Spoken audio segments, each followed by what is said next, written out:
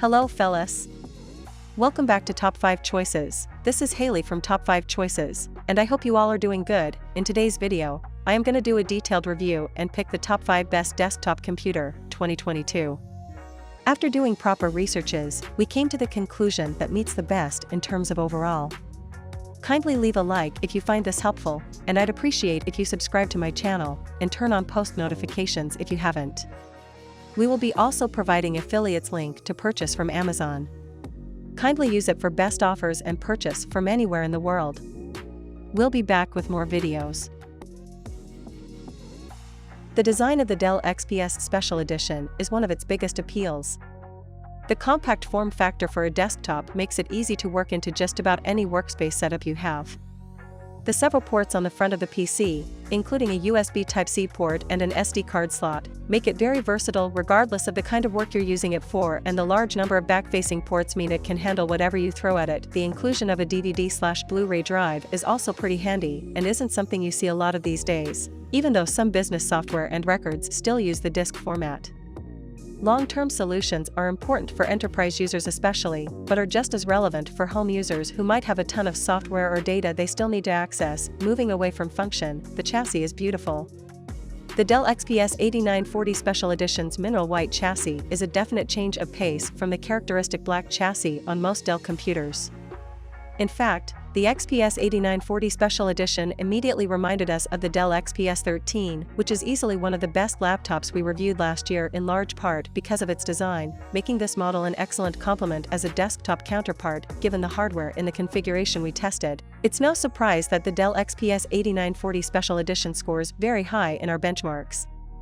This is thanks to the RTX 3070 and Intel Core i7-10700K CPU, but there is something to be said about building a stable system to get the most out of these two key pieces of hardware. The Lenovo Legion Tower 5 we reviewed late last year had the same CPU and scored nearly as high as the XPS 8940 Special Edition in Geekbench 5, though the XPS consistently squeezed out 50 to 60 more points in our tests.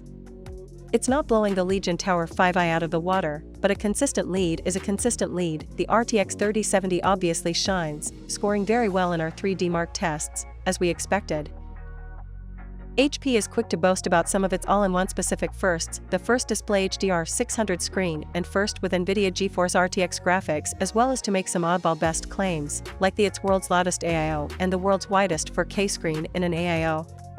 There are AIOs with wider screens, like HP's own NV34 curved, but they're all lower resolution, such as 3440 by 1440 instead of 3840 by 2160, and 21:9 aspect ratios rather than the more common 16:9.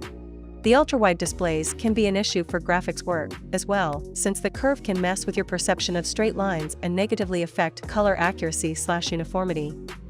I suppose loudest is a big plus if you live in an apartment and hate your neighbors. The touted 8GB GeForce RTX 2060 graphics processor is an option for the highest-end $2,500 configuration. The $1,800 base configuration comes with a 4GB GTX 1650, as well as a 6-core Intel Core i5-9400, 16GB RAM and a 256GB SSD plus 1TB HDD. Other upgrades from the base configuration include 32GB RAM, a 1TB SSD, or 1TB SSD plus 32GB Intel Optane Fast Cache. The base price is the same as the 27-inch iMac. The iMac only has 8GB RAM and a 1TB Fusion drive, but macOS performs much better with 8GB memory and without SSD than Windows. It's as you configure the options that the prices start to diverge, in part because the iMac choices jump straight from an i5 to an i9 with no stops at i7 along the way. One thing to keep in mind when looking at the NV specs is that the RTX 2060 is the low-power, low-noise Max-Q version used in laptops, which also means the system automatically decides whether to use the integrated graphics or the discrete. That's really annoys some people. The CPUs are higher-power desktop processors, 65-watt, and perform better than the typical 45-watt mobile CPUs used in Windows all-in-ones, despite the lack of hyper-threading support. Example, the i7 is 8-core/8-thread, not 8-core/16-thread. If you haven't shopped for a new desktop PC in some time, you might be surprised by how modest the Dell INSPIRON 3671 unit is in terms of size and heft. This mini tower stands less than 15 inches tall and 12 inches deep, with a base weight of just 11.6 pounds. There are smaller desktop PC form factors out there, but compared to other towers, it doesn't take up a huge amount of space or feel overly imposing on a desk. That said, visually, it doesn't make much of an impact. It's mostly black all around, with matte metal on the top, sides, and bottom, and glossy black plastic on the front with silver accents. A prominent Dell logo sits in silver near the middle on the front, and there's a small ventilation grid at the bottom, plus a couple more on the left side of the tower to avoid overheating. Otherwise, it's pretty anonymous for a desktop, which is no surprise at this price point. You're not paying any extra for style here. This configuration comes with a DVD/CD drive on the front, which can also burn DVDs and CDs, although you can order the Dell INSPIRON 3671 without an optical drive. It also has a 5-in-1 media card reader beneath the power button, as well as a headphone port and two USB 3.1 ports. On the upper back are the rear ports, including audio inputs as well as HDMI and VGA ports for a monitor. You'll also find 4 additional USB 2.0 ports here, but none of the smaller USB-C ports that are especially common on laptops these days. There is also an Ethernet port for wired internet, although the PC also supports Wi-Fi, while a trio of expansion card slots are below in case you want to make upgrades later. It has 2 FHPCA-X1 slots and 1 FHPCA-X16 slot. The Dell INSPIRON 3671 is not designed to be a powerhouse, and the specs in our configuration make it a pretty middle-of-the-road option.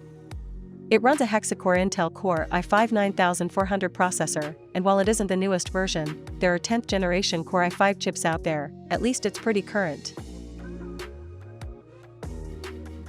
One of the most striking aspects of the Alienware Aurora R11 is its physical design. Instead of a boxy rectangle, the Aurora R11 has an oval face and a rounded chassis, somewhat like a flattened egg. It's futuristic and distinctive, and makes a much better conversation piece than "here's a black box full of parts." Granted, this creativity comes at a price, in addition to the monetary one. The Aurora R11 is a hefty machine at 18.9 by 17.0 by 8.7 inches, and whopping 41 pounds. This machine eats desk space for breakfast, assuming your desk won't crack and splinter under its weight. On the other hand, if it lives on the floor, then you won't really get to appreciate its design. Considering its hardware, it should come as no surprise that the Alienware Aurora R11 comes with a plethora of ports. On the front alone, you've got 3 USB-A ports, a USB-C port, and 3.5mm ports for discrete mic and audio. On the back, you'll find 10 more USB-A ports, another USB-C port, an Ethernet port, an optical audio port, 6 different 3.5mm audio inputs, and a handful of DisplayPorts and HDMI ports, depending on your GPU.